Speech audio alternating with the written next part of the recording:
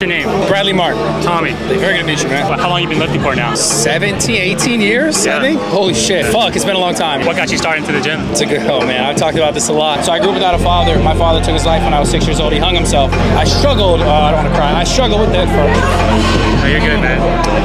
every time, Yeah. bro. I struggled with it for a long time. Through sports, I found the gym, and then when I was in the gym, I realized almost everything else seems to disappear. You know, when you're benching heavy weight, you're trying to focus on that, and everything else kind of starts to fade away because you have to lift it. And I realized, wow, this is a form of therapy for me. Not at the time, I was just like, it's allowing me to avoid my thoughts, which were about, am I good enough? Why did my father leave me? Why do other people have what I don't have? Why is this my life, and why don't I have that? And I always dealt with the problem like, am I not good enough? The action of being in the gym allowed me to be like, oh wait, I can prove that I'm good enough through being stronger or being bigger. I can show someone else in a male-dominant community that I'm good enough and that I'm worthy.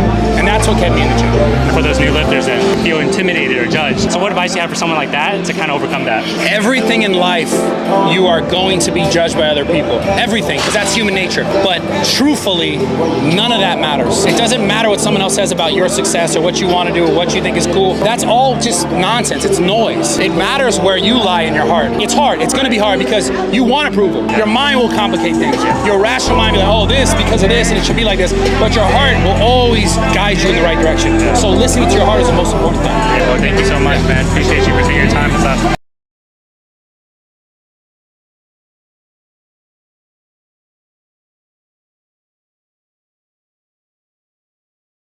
I don't know who you are, but I just felt God say, I'm sorry you didn't get what you needed from where you wanted it.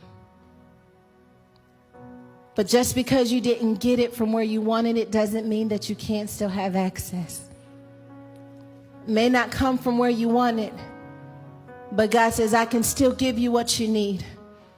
You may not have a father's love from your father, but I can give you a father's love from your pastor, from your uncle. I can give you a father's love. You can open up that Bible and I can give you a father's love. Some people go into the Bible and we're all searching for something different. Somebody needs their mother in that word. Somebody needs their father in that word. Somebody needs community in that word. But I hear God saying, whatever it is that you feel like you learned to live without, that I've got it stored up in heaven for you. And I want to prophesy right now that the enemy would stop haunting you and taunting you because of what you didn't have, and that you would come to a place where you are so